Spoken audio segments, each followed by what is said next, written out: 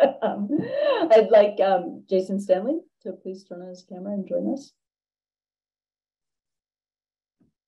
Hi, thank you, Laura, and thanks everyone for your talks. Those were great. So I'm going to be talking today about, in sort of casual, semi-scripted remarks about anti-Semitism and the global far right. And it's a puzzling and difficult topic because, of course, there are Jewish people in the global far right. The global far right contains nationalists, ultra-nationalists who praise Israel, who are connected to the Israeli far right. So there are, and in the United States, there are prominent Jews, Jewish people in our own far right movements. For example, Ben Shapiro. Now, the latter shouldn't be surprising because, as Toni Morrison reminds us in her 1995 speech at Howard, Racism and Fascism, a principal element of fascism is to enlist collaborators from the targeted group to whitewash the process, as she puts it. But it's not that Jewish people in the global far right is just a matter of collaboration, as for example, Black Americans who've collaborated with white supremacy has been a matter of collaboration. It's rather that there are distinct blocks of people and interests among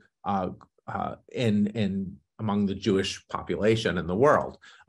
Israel, the presence and existence of Israel has made it the case, and that was part of its point initially, that the idea of Jews as cosmopolitans, as globalist, rootless cosmopolitans, does not capture what all of the global Jewish population. There is a country now that many Jewish people call home, and that is identified as a Jewish homeland. So that element of historic 20th century anti-Semitism doesn't really meet and describe the world today. Nevertheless, we need to understand anti-Semitism to understand the global far right, because anti-Semitism, considered as a set of rhetorical tropes, is omnipresent, and we hear it all the time. Indeed, as you'll see, Tucker Carlson is a kind of Father Coughlin of the current moment, where he's constantly broadcasting coded anti-Semitism. So it's extremely important to understand the rhetorical tropes because they fuel the paranoia and the rhetoric of the global far right. So let's begin with the chant at Charlottesville, "Jews will not replace us." Now, some people misinterpreted that as the view that that fascists think that the minuscule Jewish population of 14 million in the world will somehow replace white Americans. That's not what that chant meant. What it meant, what it referred to rather, was the role Jews have traditionally played in great replacement theory. And that's what I want to talk about today. These are some prefatory remarks before I talk about the structure of great replacement theory. The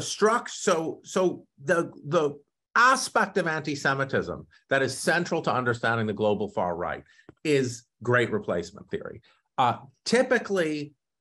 Characteristically, Jewish people have been the people who were supposedly responsible for replacing the population that is at the center of Great Replacement theory, be they in America, that would be white people. So in Germany, it was Aryans, I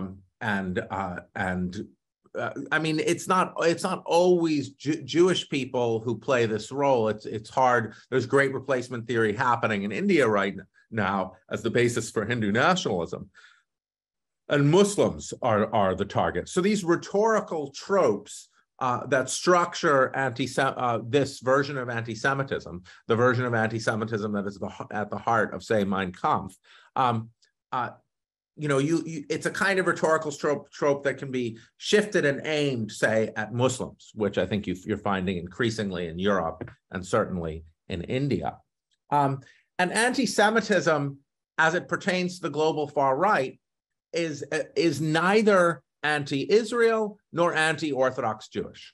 So when understanding anti-Semitism, it's important to understand that in understanding the topic today, anti-Semitism and the global far right, it's important to understand that it's not religious-based.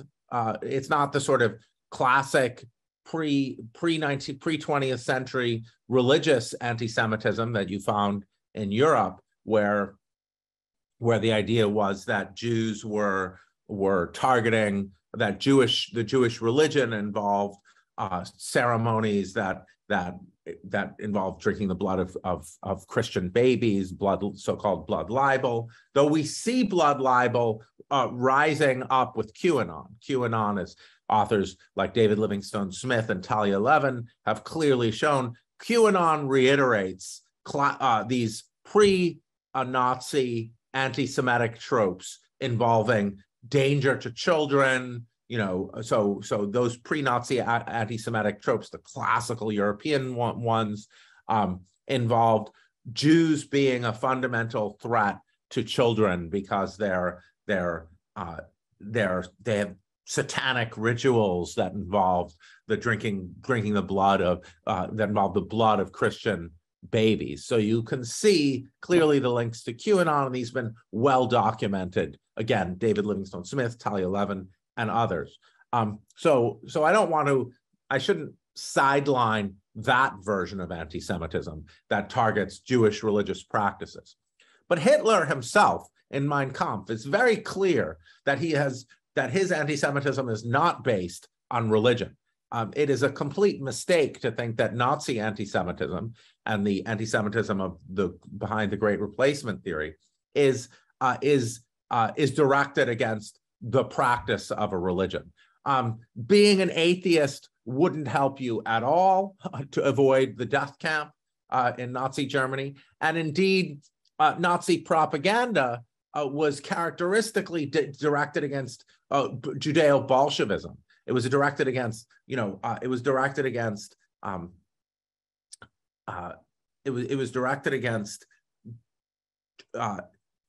people who were threatening the Jews as threats to traditional religion, Jews bringing atheism, and Jewish communism. So the form of, so I don't want to minimize QAnon, especially in the United States, but the form of anti-Semitism and QAnon, as I said, is linked to traditional pre-Nazi Jewish anti-Semitism. But I think the central anti-Semitic trope we're seeing is Great Replacement theory. And Great Replacement theory is aimed specifically not at religiously practicing Jews at all, not at Israeli nationalists. It's rather aimed directly at so-called globalists, cosmopolitans. The idea is behind, say, the Protocols of the Elders of Zion, is that Jews are a global force that is trying to supplant and undermine white populations by immigration, by open border policies, So that's Hitler in Mein Kampf is again and again attacking Germany's so-called open border policies. And the idea is that Jews are these cosmopolitan Jews, not Orthodox Jews, cosmopolitan Jews who assimilated Jews. Hitler talks again and again about how Jews, assimilated Jews who pretend they're just like everyone else and they pretend they're Germans. And what they do is they push for open borders to try to undermine whiteness, to try to undermine Aryans by bringing in foreigners. And in the United States, the ideology of the Second Klan was that Jews were behind labor unions and Jews were behind Jews were behind racial equality, movements for racial equality.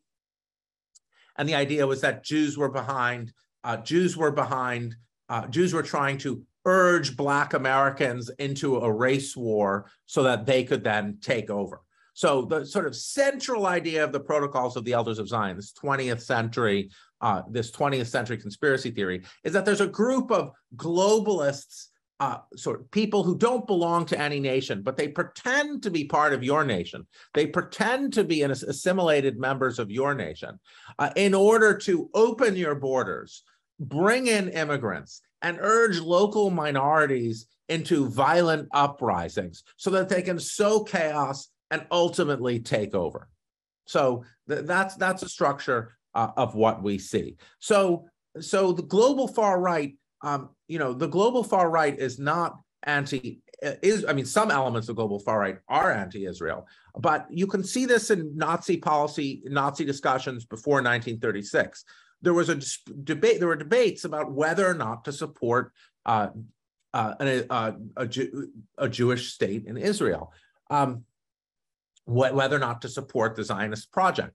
On the one hand, people said, okay, maybe we should support it because the idea is they would go over there and there wouldn't be any Jews in Germany. But then the other idea, the one that eventually won in 1936, was that Jerusalem was in fact going to be, Israel was going to be the capital of this globalist cosmopolitan project. So that's when Nazi ideology turned against Israel.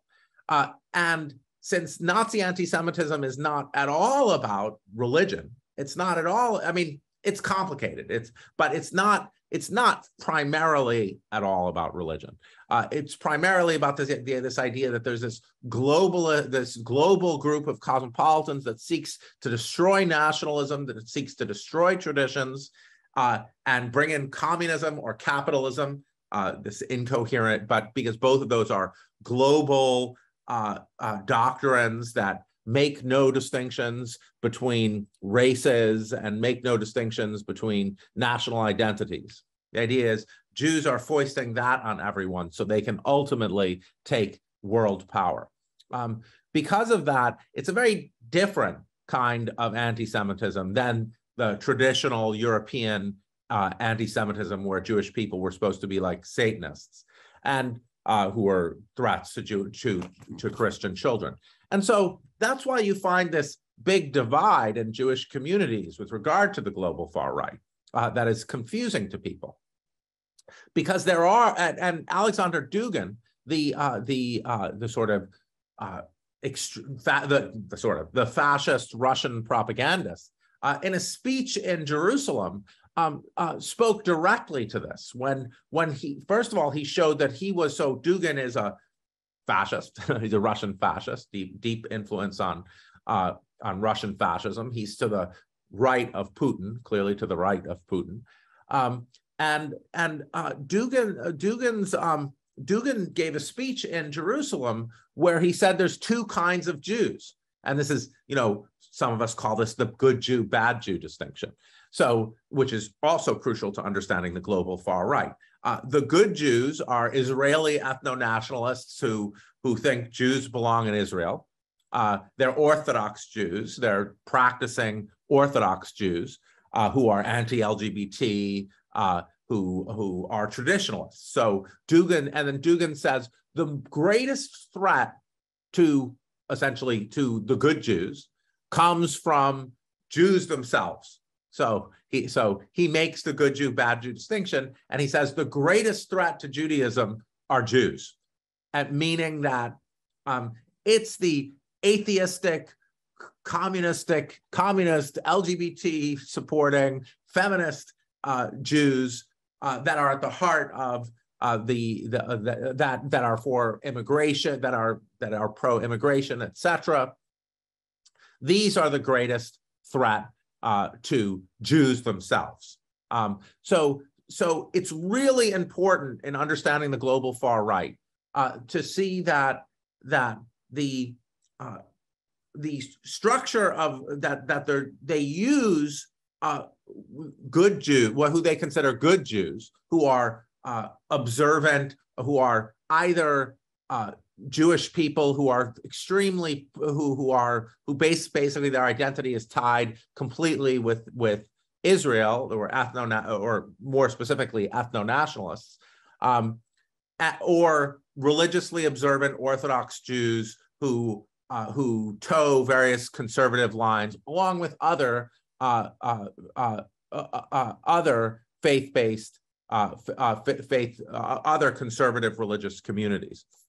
So the global far right uses they use who they regard as good Jews, the ones who share conservative traditionalist values or ethno-nationalists. Those are not necessarily the same groups, but they overlap. To mask the core anti-Semitic rhetoric that fuels the global far right, which is Great Replacement theory. So I want to end by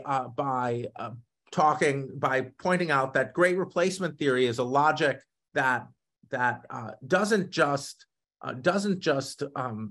land on ethnic minorities, racial minorities, doesn't just target them. It also targets. It's also what we're seeing with the transnational global far right attack on LGBT.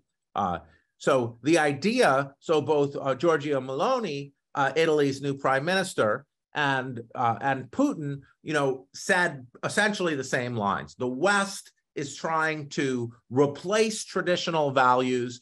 They both Putin and Meloni said they want you to be parent one and parent two.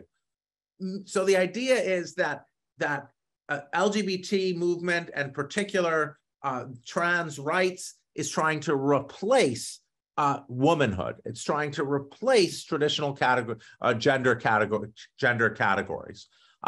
So this structure of Great Replacement theory, it's transferable so I've said it's transferable in that you can, although the sort of agents of Great Replacement theory have traditionally been Jews, you can sort of shift Great Replacement theory and aim it at Muslims. As I said, I think that's happening in Europe right now. I don't think people think Jewish people are trying to bring Muslims in. Though I think it's still the case that Jewish people, if any anti-Semite is going to hear Jewish people as a target, even in Europe, when they're talking about open borders or open immigration. And secondly, it can be targeted in this way towards replacement of gender, of traditional gender categories. You see Goebbels, for example, in his speech "Communism with its mask off," clearly talking about the aim is to replace traditional families and traditional family structures. So to understand the global far right, we need to understand first that Great Replacement theory is central to it, and Great Replacement theory is as most in 20th century European anti-Semitism was utterly central to understanding its structure. In Madison grants The Passing of the Great Race, the 1916 book that so influenced Hitler, doesn't necessarily center Jews as the agents. But great replacement theory is the central anti-Semitic trope of Nazism. And secondly, we need to understand the good Jew, bad Jew distinction, that there are supposedly that ethno-nationalist Jews, traditionalist religious practicing Jews, they're being used to whitewash the anti-Semitism of the global far right. Thank you.